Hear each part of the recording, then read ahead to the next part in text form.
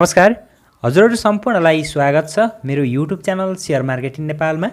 Share बजार तथा IPO सम्बन्धी विभिन्न नयाँ तथा जानकारीमूलक भिडियोहरू लिएर आउने क्रममा आज पनि म हजुरहरूको माझमा उपस्थित भइसकेको छु र मैले आजको यो भिडियोमा चाहिँ तपाईहरुलाई आइपिओ निष्कासन गरेर आइपिओ बाँडफाँड गरिसकेको कम्पनी जीवन विकास लघु वित्त र त्यसैगरी आइपिओ रिजल्टको चाहिँ तयारीमा रहेको मनोकामना स्मार्ट लघु वित्त वित्तीय संस्था लिमिटेड बीच के फरकहरू रहेका छन्, ती दुई कम्पनीहरुमा कुन कुन कम्पनी राम्रो, कुन कम्पनी नराम्रो, अथवा यदि हामीले दोस्रो बजारबाट शेयर किन्न चाहियो भने कुन कम्पनीको शेयर किन्दा राम्रो हुन्छ र यदि हजुरहरूलाई जीवन विकासको आइपिओ परेको छ अथवा मनोकामना स्मार्टको आइपिओ पर्दैछ भने चाहिँ तपाईहरुले कुन कम्पनी लामो समयसम्म होल्ड गरेर राख्दा फाइदा हुन्छ र लगानीकर्ताहरूलाई कुन कम्पनीले राम्रो बोनस शेयर दिन सक्दछ, त्यसैगरी वित्तीय सूचकहरूलाई आधार मान्दा चाहिँ कुन कम्पनी मजबुत रहेको छ भन्ने विषयमा चाहिँ एउटा कम्प्यारिजन जस्तो ती दुईवटाको विभिन्न सूचकहरूलाई आधार मान्दा चाहिँ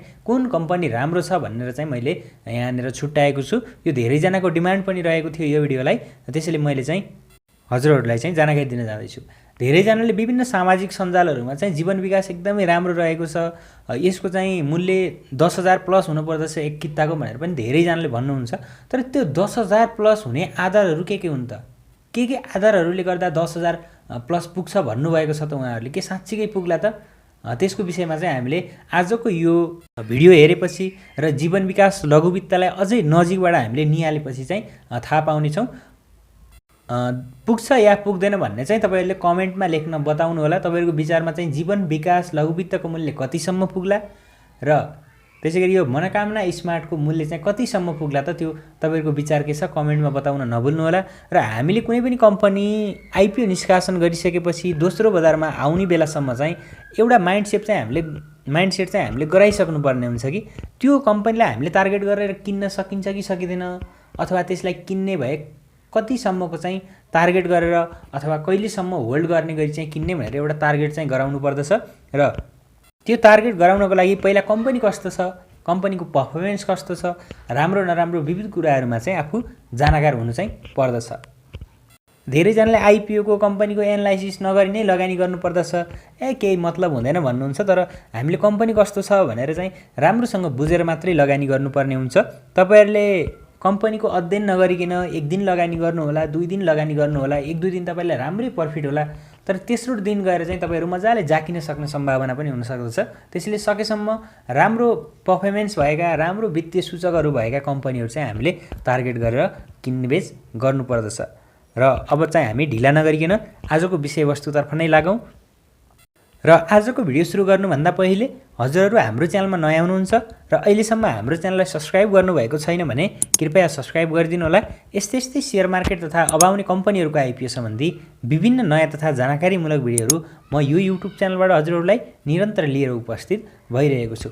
र सेयर बजार सम्बन्धी अथवा आइपिओ सम्बन्धी तपाईहरुलाई केही समस्याहरू छन्, केही सोध्नुपर्ने छ मलाई भने तपाईहरुले मलाई डाइरेक्ट फेसबुक पेजमा चाहिँ मेसेज गर्न सक्नुहुन्छ।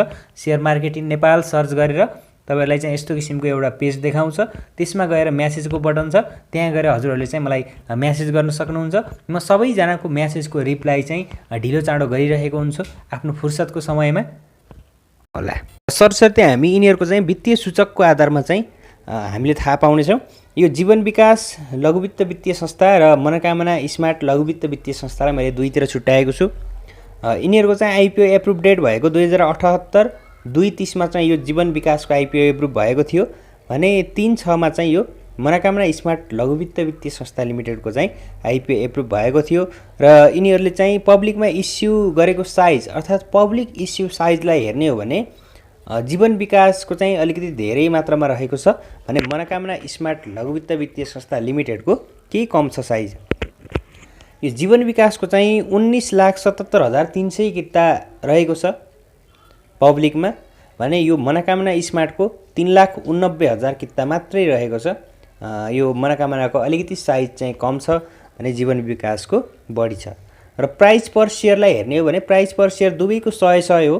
100 अंकित दरका चाहिँ मनोकामनाले 19,77,300, 3,89,000 किता चाहिँ मनोकामनाले। र त्यसै गरी यिनीहरूको चाहिँ पेड अप क्यापिटललाई हेर्ने हो भने यो मनोकामना स्मार्टको चाहिँ पेड अप क्यापिटल 8.2 करोड रहेको छ भने यता जीवन विकास लघु वित्तको 41.06 करोड चाहिँ पेड अप क्यापिटल रहेको छ। पेड अप क्यापिटलमा यो जीवन विकास एकदमै मजबुत देखिएको छ मनोकामना भन्दा। र त्यसै गरी रिजर्भमा रहेको कुराकानी गर्ने हो भने रिजर्भमा 1.18 अर्ब चाहिँ जीवन विकास लघु वित्त वित्तीय संस्था लिमिटेडको रिजर्भमा रहेको छ भने 4.2 करोड मनोकामना स्मार्ट लघु वित्त वित्तीय संस्था लिमिटेडको रिजर्भमा रहेको छ। त्यसै गरी बोरोइङ्सलाई हेर्ने हो भने हामीले 10.17 अर्ब जीवन विकास लघु वित्त वित्तीय संस्था लिमिटेडको रहेको छ। त्यसै गरी 61.6 करोड चाहिँ यो मनोकामना स्मार्ट लघु वित्त वित्तीय संस्था लिमिटेडको रहेको छ। त्यसै गरी 7.77 अर्ब चाहिँ यो जीवन विकास लघु वित्त वित्तीय संस्था लिमिटेडको डिपोजिटमा रहेको छ भने त्यसै गरी 32.5 करोड चाहिँ यो मनोकामना स्मार्ट लघु वित्त वित्तीय संस्था लिमिटेडको डिपोजिटमा रहेको छ। र त्यसै गरी लोन एन्ड एडभान्सलाई हेर्ने हो भने 20.07 अर्ब चाहिँ यो जीवन विकासको लोन एन्ड एडभान्स रहेको छ। त्यसै गरी 94.4 करोड चाहिँ यो मनोकामना स्मार्ट लघु वित्त वित्तीय संस्था लिमिटेडको लोन एन्ड एडभान्समा रहेको छ। र अपरेटिङ प्रफिटलाई हेर्ने हो भने अपरेटिङ प्रफिटमा पनि यो जीवन विकास अगाडि नै रहेको छ। र अपरेटिङ प्रफिटलाई हेर्ने हो भने अपरेटिङ प्रफिटमा चाहिँ यो जीवन विकासको 29.2 करोड रहेको छ भने यता यो मनोकामना स्मार्टको अपरेटिङ प्रफिट 69.5 करोड रुपियाँ रहेको छ। र त्यसै गरी नेट इन्ट्रेस्ट इन्कमलाई हेर्दाखेरि यता जीवन विकासको 1 अर्ब रहेको छ नेट इन्ट्रेस्ट इन्कम भने उता मनोकामनाको चाहिँ 5.70 करोड रहेको छ। त्यसै गरी यो इपिएस 2077-78 को क्वार्टर 3 को रिपोर्ट अनुसार चाहिँ यो जीवन विकासको इपिएस 183.10 रहेको छ भने उता मनोकामना स्मार्टको 54.44 रहेको छ इपिएस। त्यसै गरी यो नन पर्फर्मिङ लोनलाई चाहिँ हामीले माइक्रो फाइनेन्स कम्पनीहरूमा एकदमै महत्त्वपूर्ण मान्ने गरिन्छ। यसमा चाहिँ जीवन विकासको 0.60% रहेको छ। यो जति सक्यो कम भएको राम्रो हो भने उता मनोकामना स्मार्टको 4.87% रहेको छ। र नेट प्रफिटलाई हेर्ने हो भने पनि नेट प्रफिटमा 56.3 करोड जीवन विकास लघु वित्त वित्तीय संस्था लिमिटेडको रहेको छ भने उता 3.3 करोड चाहिँ यो मनोकामना स्मार्ट लघु वित्त वित्तीय संस्था लिमिटेडको रहेको छ। हामीले धेरै कुराहरूलाई हेर्दा यी दुई कम्पनीहरू मध्ये चाहिँ जीवन विकास एकदमै मजबुत र राम्रो देखिएको छ। मेरो विचारमा मैले रोज्नु पर्दा यो मनोकामना र जीवन विकासमा चाहिँ मैले जीवन विकासलाई नै रोज्छु किनकि एकदमै मजबुत राम्रो वित्तीय सूचकहरू भएको कम्पनी रहेको छ र यसमा हामीले लगानी गरियो भने अब अहिले आइपिओ दोस्रो बजारमा आइपिओ पहिलो 2-4 दिन बेच्ने मान्छे कोही पनि हुँदैनन्। जब बेच्ने मान्छे आउँछन् तब यो कम्पनीहरूको सेयर मूल्य चाहिँ बढी भइसकेको हुन्छ।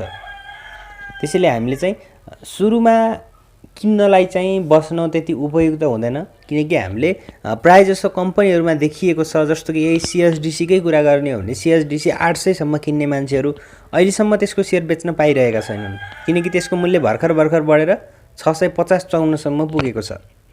त्यसै गरी प्रभु लाइफ 1014 सम्म किन्ने मान्छेहरूको अहिलेसम्म चाहिँ एकदमै लसमा गइरहेका छन्।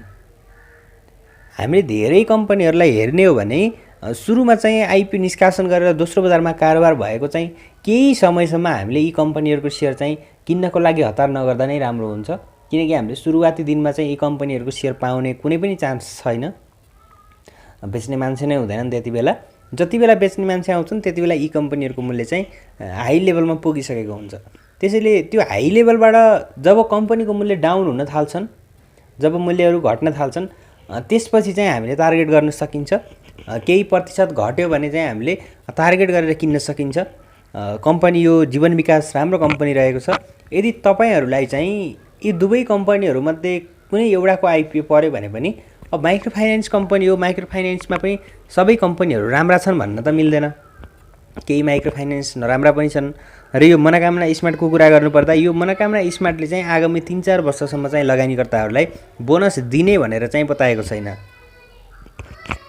र यो एउटा चाहिँ ग्रो गरिरहेको कम्पनी हो र सानो कम्पनी हो। सुरुवाती चरणमा सबै कम्पनीहरूको हालत यस्तै नै हुन्छ र इपिएसमा पनि धेरै नै सुधार गर्दै गइरहेको छ यो कम्पनीले। अबको 1-2 वर्षमा चाहिँ यो एकदमै मजबुत कम्पनीको रूपमा पनि आउन सक्दछ। तपाईँले 2-4 वर्षको लागि होल्ड गरेर राख्छु भन्नुहुन्छ भने यो कम्पनी पनि 2-4 वर्षमा चाहिँ नराम्रो हुँदैन पक्कै पनि। तर जीवन विकासको चाहिँ मैले लङ टर्मलाई नै होल्ड गरेर राख्दा नै फाइदा देख्दछु। अहिले तत्काललाई 2-4 हजार प्रफिटको लागि चाहिँ तपाईँहरूले यी कम्पनीहरूको सेयर चाहिँ बेच्दा अलिकति विचार पुर्याउनु पर्ने हुन्छ। यदि तपाईँहरू दोस्रो बजारमा कारोबार गरिरहनु भएको छ भने त तपाईँहरूलाई अब मूल्य घट्छ, यसको केही घट्छ, मैले यो हाई लेभलमा बेच्छु यसलाई र त्यसपछि फेरि घटेर अलिकति केही तल आयो भने चाहिँ मैले यिनै कम्पनीहरूको 10 किता बेचेर 12 किता 15 कितासम्म चाहिँ किन्न सक्छु भने किन नबेच्ने त, होइन? त्यस्तो गर्न सक्नुहुन्छ, त्यस्तो चलाखी गर्न सक्नुहुन्छ भने तपाईँहरूले बेच्न सक्नुहुन्छ। नत्र चाहिँ मेरो विचारमा होल्ड गर्दा नै मैले बढी फाइदा देख्दछु। आजको भिडियो यति नै रहेको थियो। भिडियो कस्तो लाग्यो हजुरहरूलाई? जस्तो लाग्यो त्यस्तै प्रतिक्रिया दिन नभुल्नु होला। धन्यवाद।